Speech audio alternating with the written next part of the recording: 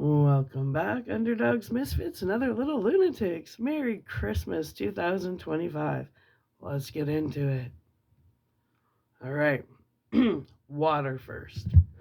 Now I mean business. My throat is warming up.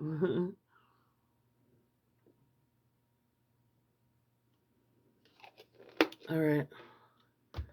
It's really dry in my house. Very dry. Let's see if we can. That's better. Okay.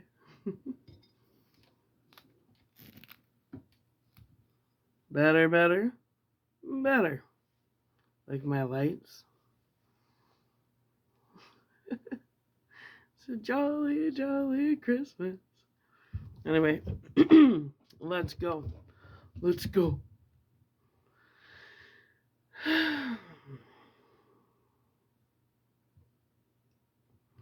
Different strokes for different folks.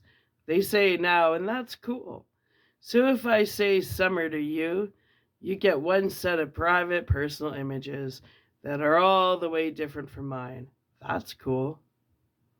But for me, summer is always going to be running down the road to the Florida market with change jiggling in my pockets, the temperature in the gay 90s, my feet dressed in Keds. The word conjures an image of the GS and WM railroad tracks running into a perspective point in the distance, burnished so white under the sun that when you closed your eyes, you could still see them there in the dark, only blue instead of white. But there was more to that summer than our trip across the river to look for Ray Brower, although that looms the largest. Sounds of the Fleetwood singing, Come Softly to Me, and Robin Luke singing Susie Darlin', and little Anthony popping the vocal on I Ran All the Way Home, where they all were they all hits in the summer of 1960? Yes and no, mostly yes. In the long purple evenings when rocks and rolls from WLAM blurred into night baseball from WCOU, time shifted. I think it was all 1960, and that the summer went on for a space of years, held magically intact in a web of sounds. The sweet hum of crickets, the machine gun roar of playing cards rifling against the spokes of some kid's bicycle as he pedaled home for a late supper of cold cuts and iced tea. The flat Texas voice of Buddy Knox singing, Come along and be my party doll, and I'll make love to you. And the baseball announcer's voice mingling with the song and with the smell of freshly cut grass. Counts 3 and 2 now. Whitney Ford leans over, shakes off the sign. Now he's got it. Ford pauses, pitches, and there it goes. Williams got all of that one. Kiss it goodbye. Red Sox lead 3-1. Was Ted Williams still playing for the Red Sox in 1960? You bet your ass he was. .316 for my man Ted. I remember that very clearly.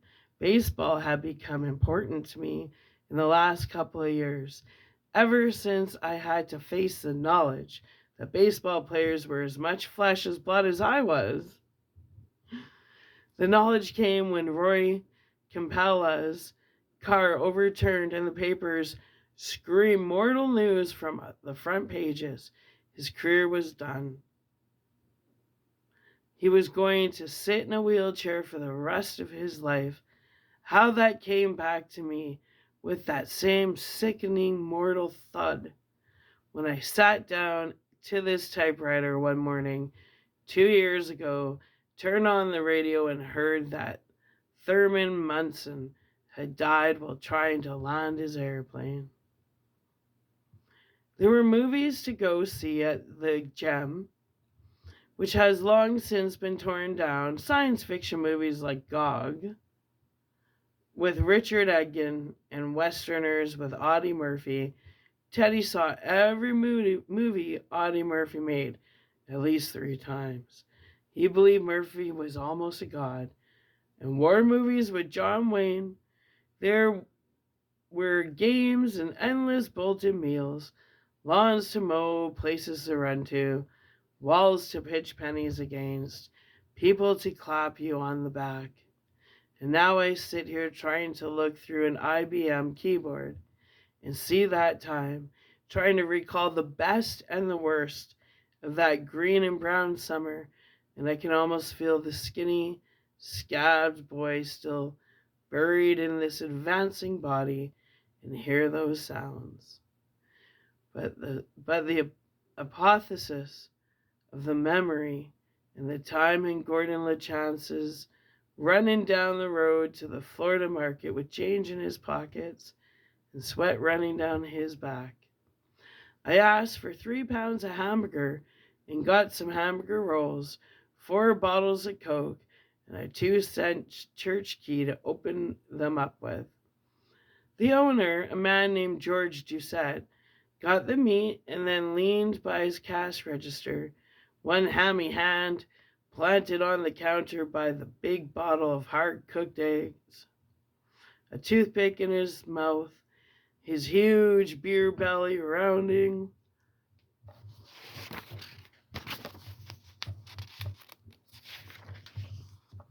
His white t-shirt like a sail filled with a good wind. He stood right there as I shopped, making sure I didn't try to hawk anything. He didn't say a word until he was weighing up the hamburger. I know you. You're Daniel LeChance's brother, ain't you? The toothpick journeyed from one corner of his mouth to the other, as if on ball bearings. He reached behind the cash register, picked up a bottle of SOK cream soda, and chugged it. Yes, sir, but Denny, he... Yeah, I know, that's a sad thing, kid. The Bible says in the midst of life we are in death. Did you know that? Yeah? I lost a brother in Korea. You look just like Denny. People ever tell you that? Yeah, spitting image.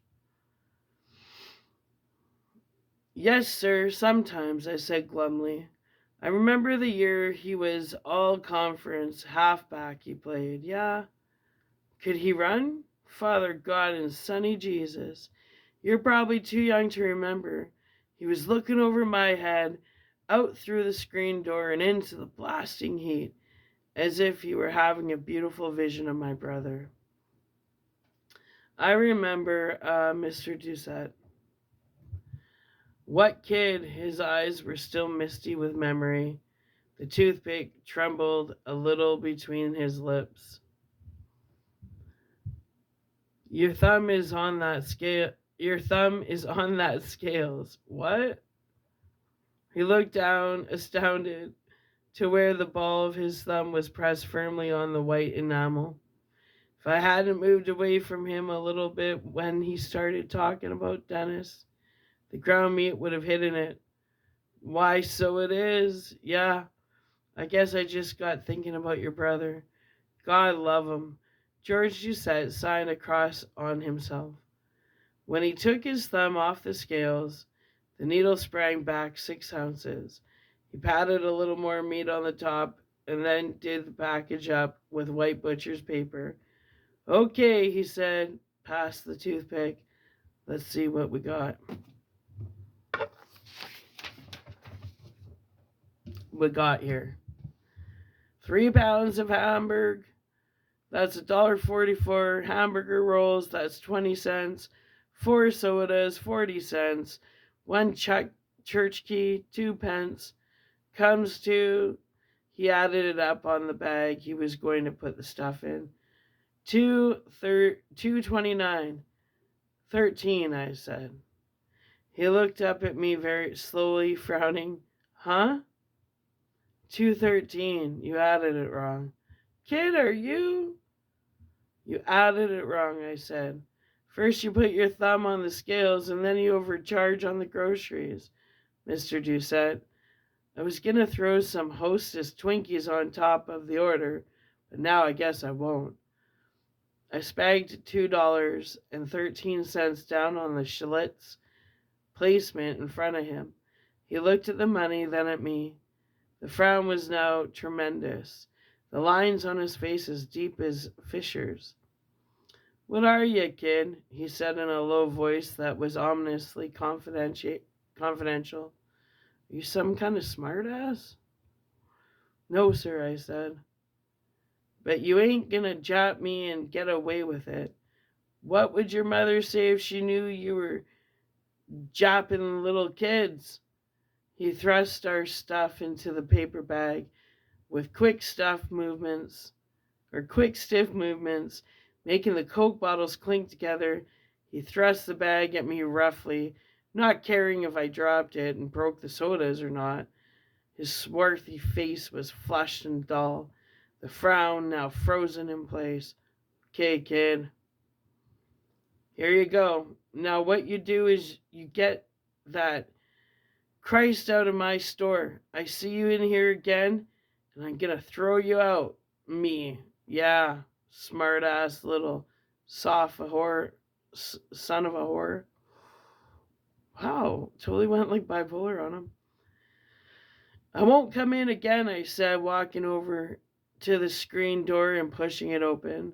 The hot afternoon buzzed solemnly along its appointed course outside, sounding green and brown and full of silent light.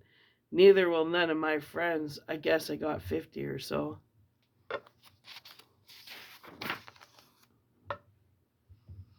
Your brother wasn't no smart ass, George Doucette yelled. Fuck you. I yelled and ran like hell down the road. I heard the screen door bang open like a gunshot, and his bull roar came after me. If you ever come in here again, I'll fat your lip for you, you little punk. I ran until I was over the first hill, scared and laughing to myself, my heart beating out of a trip hammer pulse in my chest. Then I slowed to a fast walk, looking back over my shoulder every now and then to make sure he wasn't going to take off after me in his car or anything. He didn't, and pretty soon I got to the dump gate.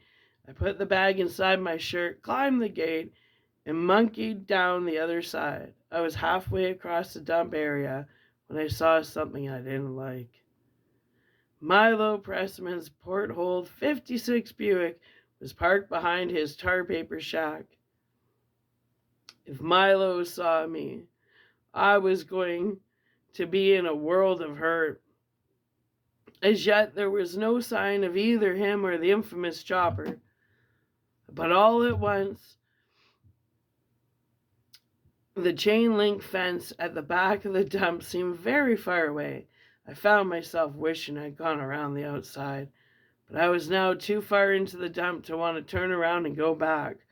If Milo saw me climbing the dump fence, I'd probably be in the ditch when I got home. That didn't scare me as much as Milo yelling for Chopper to sick wood.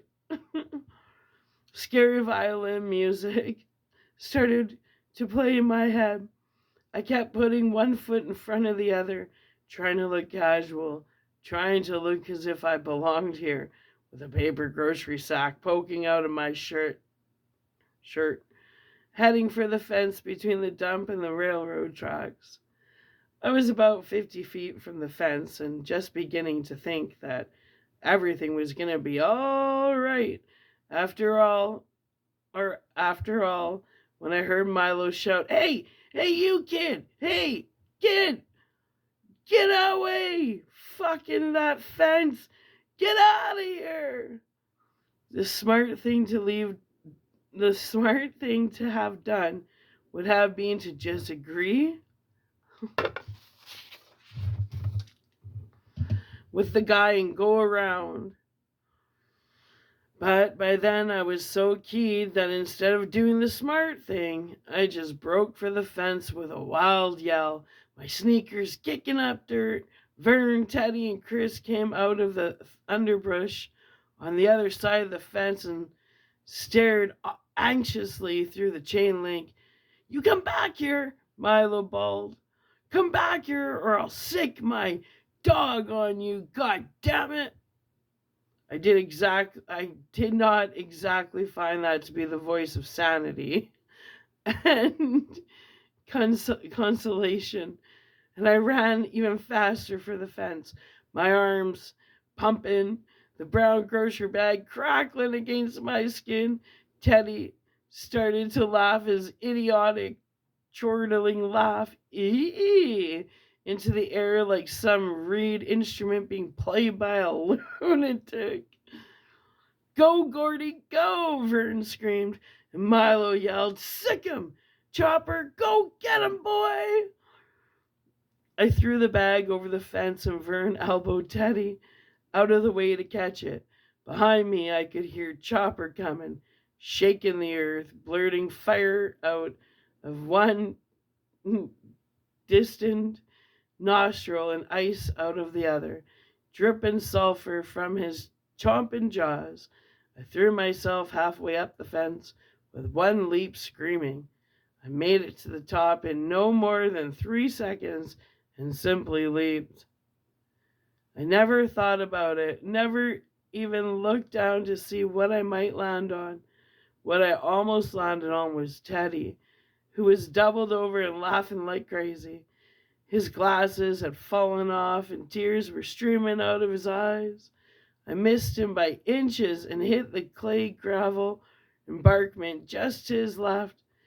At the same instant, Chopper hit the chain link fence behind me and let out a howl of mingled pain and disappointment. I turned around, holding one skinned knee, and caught my first look at the famous Chopper. My first lesson is in the vast difference between myth and reality. Instead of some huge hellhound with red savage eyes and teeth jutting out of his mouth like straight pipes from a hot rod, I was looking at a medium-sized mongrel dog that was a perfectly common black and white. He was yapping and jumping fruitlessly, going up on his back legs to paw to the fence.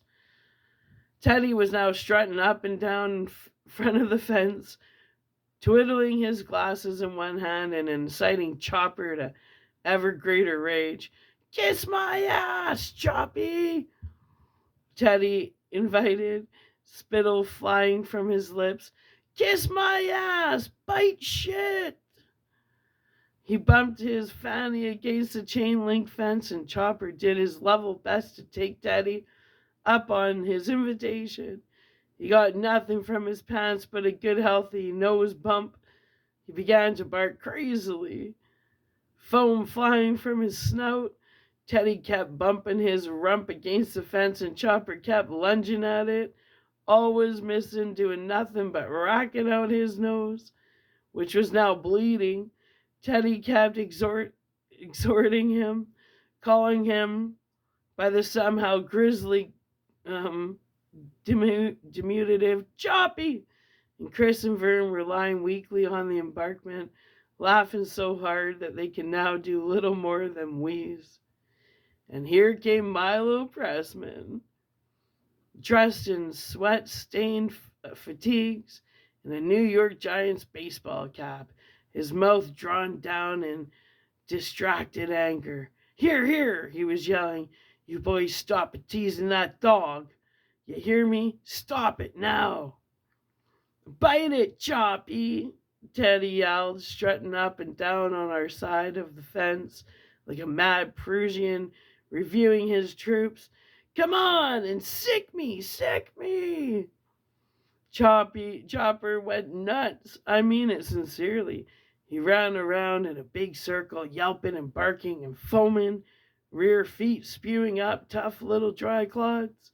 He went around about 3 times, getting his courage up, I guess, and then he launched himself straight at the security fence. He must have been going 30 miles an hour when he hit it. I kid you not. His doggedy lips were stretched back from his teeth and his ears were flying. In the lip stream, the whole fence made a low musical sound as the chain link was not just driven back against the post, but sort of stretched back. It was like a Zeither note. Yum. A strangled yelp came out of Chopper's mouth. Both eyes came up blank, and he did a totally amazing reverse snap roll, landing on his back with a solid thump that sent dust puffing up around him. He just lay there for a moment, and then he crawled off with his tongue hanging crookedly from the left side of his mouth. At this, Milo himself went almost berserk with rage. His complexion darkened to a scary plum color. Even his scalp was purple under the short hedgehog bristles of his flat top haircut. Sitting stunned in the dirt, both knees of my jeans torn out, my heart still thudding from the nearness of my escape, I thought that Milo looked like a human version of Chopper. I know you, Milo raved. You're Teddy Dude Jump. I know all of you, Sonny. I'll beat your ass teasing my dog like that. Like to see you try, Teddy raved right back. Let's see you climb over this fence and get me, fat ass. What? What did you call me? Fat ass, Teddy screamed happily. Lard bucket. Tub of guts. Come on, come on. He was jumping up and down, fist clenched, sweat flying from his hair. Teach you to sick your stupid dog on people.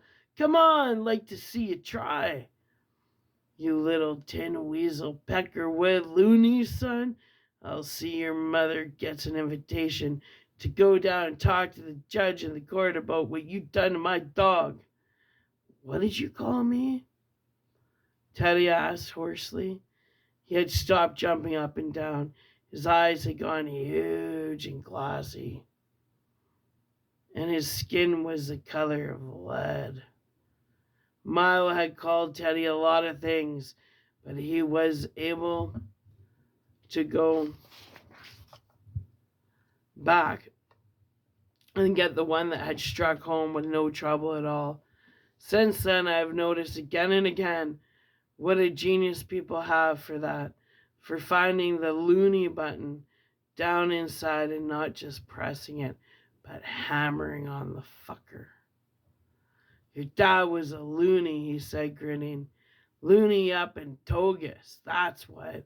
Crazier than a shithouse rat. Crazier than a buck with tickwood fever. Nuttier than a long-tailed cat in a room full of rocking chairs. Loony. No wonder you're acting the way you are, with a loony for a Your mother blows your dead rats, Teddy screamed. And if you call my dad a loony again, I'll fucking kill you, you cocksucker. Loony, Milo said smugly. He found the button, and all right, Loony's kid, your father got toys in the attic, kid, tough break. Vern and Chris had been getting over their laughing fit, perhaps getting ready to appreciate the seriousness of the situation and call Teddy off. But when Teddy told Milo that his mother blew dead rats, they went back into hysterics again, lying there on the bank, rolling from side to side, their feet kicking, holding their bellies. No more, Chris said weakly. No more, please. No more. I swear to God, I'm gonna bust. Chopper was walking around in a large dazed figure eight behind Milo. He looked like the losing fighter about 10 seconds after the ref had ended the match and awarded the winner a TKO. Meanwhile, Teddy and Milo continued their discussion of Teddy's father, standing nose to nose with a wire fence. Milo was too old and too fat to climb between them. Don't you say nothing else about my dad. My dad stormed the beach at Normandy, you fucking wet end. Yeah, well, where is he now, you ugly little four-eyed turd? He's up to Togus, ain't he? He's up to Togus because he went fucking Section 8.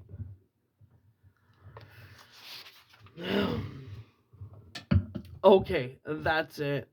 Teddy said, that's it, that's the end, I'm gonna kill you.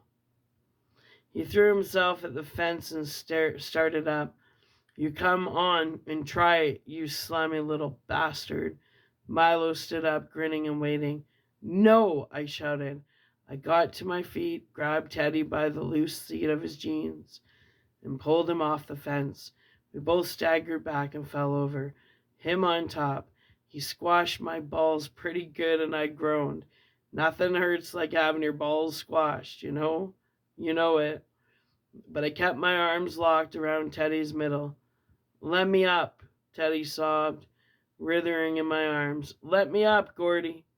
Nobody ranks out my old man. Let me up, God damn it, let me up. That's just what he wants, I shouted in his ear. He wants to get you over there and beat the piss out of you and then take you to the cops. Huh? Teddy craned around to look at me, his face dazed. Never mind, you smart-mouthed kid, Milo said, advancing to the fence again. With his hands curled into ham-sized fists, let him fight his own battles. Sure, I said, you only outweigh him by 500 pounds. I know you too, Milo said ominously. Your name's LaChance. He pointed to where Vernon and Chris were finally picking themselves up, still breathing fast from laughing so hard. And those guys are Chris Chambers and one of those stupid Tessio kids. All your fathers are going to get calls from me, except for the loony up in Togus. You'll go to the firmatory, every one of you, juvenile delinquents.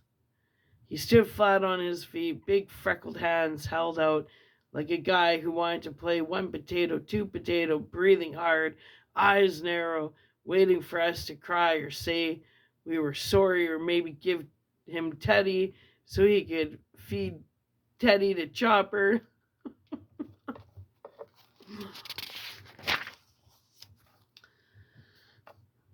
Chris made an O out of his thumb and index finger and spat neatly through it. Vern hammered and looked at the sky. Teddy said, come on, Gordy. Let's get away from this asshole before I puke. Oh, you're gonna get it, you foul-mouthed little horror master. Wait till I get you to the constable. We heard what you said about his father, I told him. We're all witnesses. And you, since that dog on me, you sicked that dog on me. That's against the law. Milo looked a trifle uneasy. You was a trespassing. The hell I was. The dump's public property. You climbed the fence. Sure I did, after you sicked your dog on me, I said, hoping that Milo wouldn't recall that I had also climbed the gate to get in. What did you think I was gonna do? Stand there and let him rip me to pieces? Come on, you guys, let's go. It stinks around here. Firmatory, Milo promised hoarsely, his voice shaking. Firmatory for you wise guys. Can't wait to tell the cops how you called a war vet a fucking loony. Chris called back over his shoulder as we moved away. What what did you do in the what did you do in the war, Mr. Pressman? None of your damn business, Milo shrieked. You hurt my dog. Put it on your TS slip and send it to the chaplain, Vern muttered, and then we were climbing the railroad embankment again. Come back here, Milo shouted, but his voice was fainter now and he seemed to be losing interest. Teddy shot him the finger as we walked away. I looked back over my shoulder, and when we got to the top of the embankment, Milo was standing there behind the security fence. A big man in a baseball cap with his dog sitting beside him. His fingers were hooked through the small chain-linked diamonds as he shouted at us. And all at once I felt very sorry for him. He looked like the biggest three-grader in the world, locked inside the playground by mistake. Yelling for someone to come and let him out. He kept on yelling for a while, and then he either gave up or we got out of range. No more was seen or heard of Milo Pressman and Chopper that day.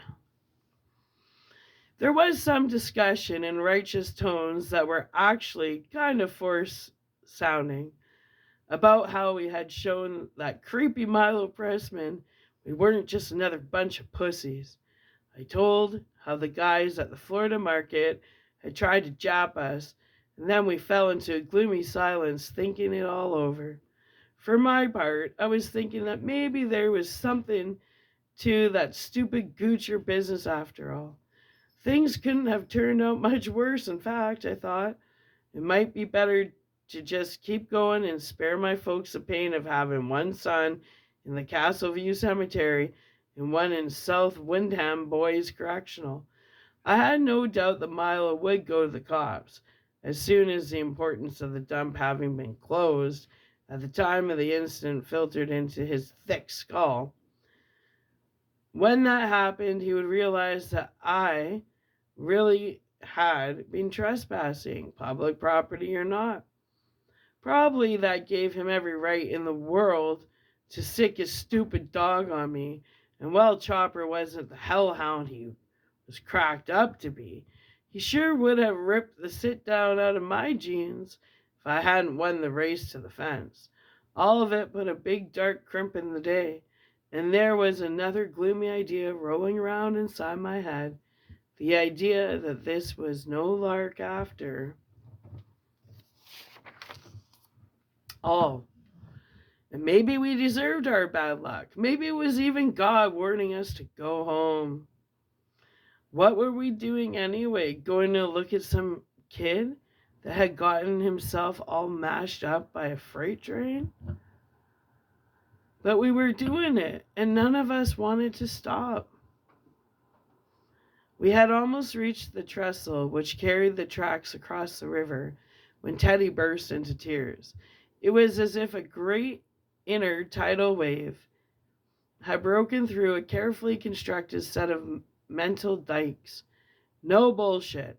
It was that sudden and that fierce. The sobs doubled him over like punches, and he sort of collapsed into a heap, his hands going from his stomach to the mutilated gobs of flesh that were the remains of his ears. He went on crying in hard, violent bursts. None of us knew what the fuck to do. It wasn't crying like when you got hit by a line drive while you were playing shortstop, or smashed on the head playing tackle football on the common, or when you fell off your bike. There was nothing physically wrong with him. We walked away a little and watched him, our hands in our pockets. Hey man, Vern said in a very thin voice. Chris and I looked at Vern hopefully. Hey man was always a good start, but Vern couldn't follow it up. Teddy leaned forward onto the cross ties and put a hand over his eyes. Now he looked like he was doing the Allah bit. Salami, salami, bologna, as Popeye says, except it wasn't funny. At last, when the force of his crying had trailed off a little, it was Chris who went to him.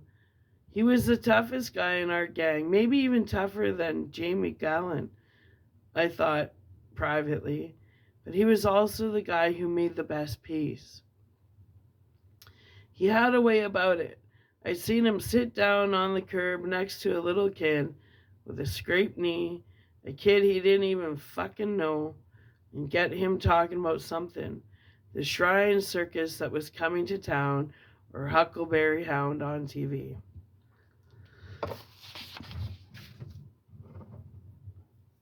Until the kid forgot he was supposed to be hurt. Chris was good at it. He was tough enough to be good at it. Listen, Teddy, what do you care about what a fat old pile of shit like him said about your father, huh? I mean, sincerely, that don't change nothing, does it? What a fat old pile of shit like him says. Huh? Huh? Does it? Teddy shook his head violently. It changed nothing, but to hear it spoken of in bright daylight, something he must have gone over and over in his mind while he was lying awake in bed and looking at the moon off center in one window pane, something he must have thought about in his slow and broken way until it seemed almost holy, trying to make sense out of it, and then to have it brought home to him that everybody else had merely dismissed his dad as a loony.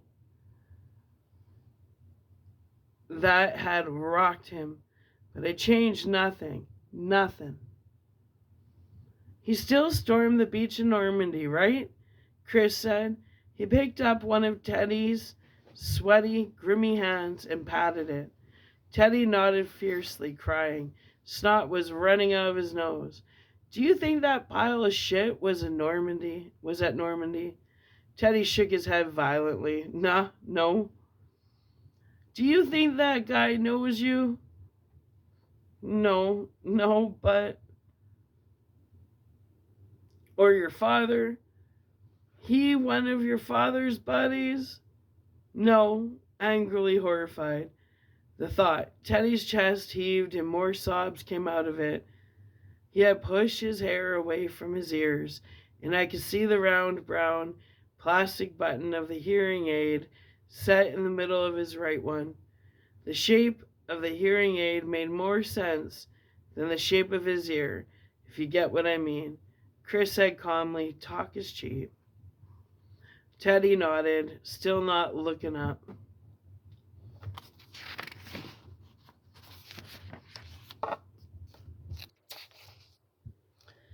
And whatever's between you and your old man, talk can't change that. Teddy's head shook without definition, unsure if this was true. Someone had redefined his pain and redefined it in shockingly common terms. That would loony have to be examined fucking section 8 later in depth on long sleepless nights. Chris rocked him. He was ranking you, man, he said in soothing cadences that were almost a lullaby. He was trying to rank you over the frickin' fence. You know it. No strain, man. No fucking strain. He don't know nothing about your old man. He don't know nothing but stuff he heard from those rum drums down at the Mellow Tiger. He's just dog shit, man. Right, Teddy? Huh? Right?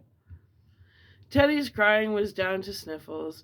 He wiped his eyes, leaving 2 sooty rings around them, and sat up. I'm okay, he said, and the sound of his own voice seemed to convince him. Yeah, I'm okay. He stood up and put his glasses back on, dressing his naked face, it seemed to me. He laughed thinly and swiped his bare arm across the snot of his upper lip. Fucking crybaby, right? No, man, Vern said uncomfortably. If anyone was ranking out my dad, then you got to kill him. Teddy said briskly, almost arrogantly. Kill their asses, right, Chris? No, man, wait, um, right, Chris said amiably and clapped Teddy on the back. Right, Gordy. Absolutely, I said, wondering how Teddy could care so much for his dad when his dad had practically killed him, and how I couldn't seem to give much of a shit one way or the other about my own dad when he, so far as I can remember, he never laid a hand on me since I was 3 and got some bleach from under the sink and started to eat it. We walked another 200 yards down the tracks, and Teddy said in a quieter voice, Hey, if I spoiled your good time, I'm sorry. I guess that was pretty stupid shit back there at the fence. I ain't sure I want it to be no good time, Vern said suddenly. Chris looked at him. You saying you want to go back, man? No, Vern's face nodded in thought. But going to see a dead kid, it shouldn't be a party, maybe. I mean, if you can dig it, he looked at us rather wildly. I could be a little scared if you get me. Nobody said anything and Vern plunged on. Sometimes I get nightmares. You guys remember the time Danny Naughton left the pile of old funny books? The ones with the vampires and people getting cut up and all that shit. Jism Crow. I'd wake up in the middle of the night dreaming about some guy hanging in a house with his face all green or something, like that. And it seems like there's something under the bed. And if I dangled a hand over the side, that thing might, grab it. We all began to nod. We knew about the night shift. I would have laughed then, though, if you had told me that one day, not too many years from then, I'd parlay all those childhood fears and night sweats into $1 million. And I don't dare say anything because of my frickin' brother. Well, Billy, he broadcast it. He shrugged miserably. So I'm scared to look at that kid, because if he's really bad. I swallowed and glanced at Chris. He was looking gravely at Vern and nodding for him to go on.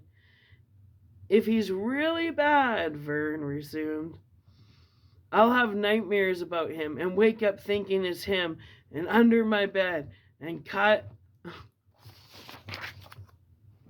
up in a pool of blood like he just came out of one of those Salad Master gadgets they show on TV. Just eyeballs and hair, but moving somehow. If you can dig that, moving somehow, and getting ready to grab. Jesus Christ, Teddy said thickly. What a fucking bedtime story. Well, I can't help it, Vern said, his voice defensive, but I feel like we have to see him, even if there are bad dreams, Like we have to, but maybe it shouldn't be no good time. He has a point, right? Yeah, Chris said softly, maybe it shouldn't. Vern said pleadingly, you won't tell none of the other guys, will you? I don't mean about the nightmares. Everybody has those. I mean about the waking up and thinking there might be something under the bed. I'm too fucking old for that boogeyman. We all said we wouldn't tell, and a glum silence fell over us again. It was only 2:45, but it felt much later. It was too hot and too much had happened. We weren't even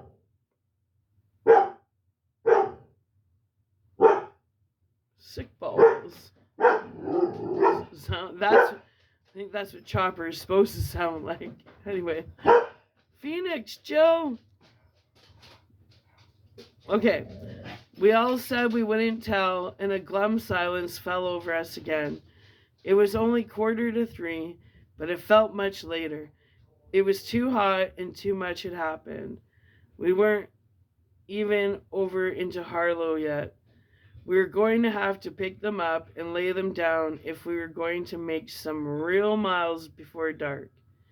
We passed a railroad junction and a signal on a tall, rusty pole, and all of us paused to chuck cinders at the steel flag on top, but nobody hit it.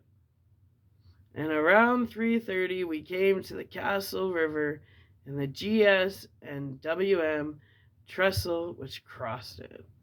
All right. So I'm going to upload this, and Jake and I are going to go do our Christmas tradition, which we do. It's our own little thing, just Jake and I.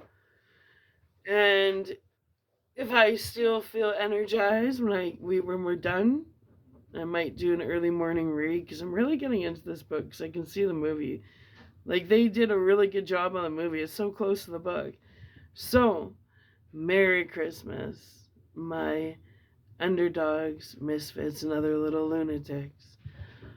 If I am too tired and don't come back on, which I probably will, but if I don't, I sure hope everybody has a very Merry Christmas and drive safe. Take a cab, don't be stupid, and maybe reach out to someone that's alone and pay it forward. Be nice. Do something nice. Something out of the ordinary, right? I don't know. It's up to you. It's your life. You have a choice. You can be a better version of yourself starting on Christmas Day. Well, that's a new routine, huh? Anyway, I love you. Love you. Merry Christmas.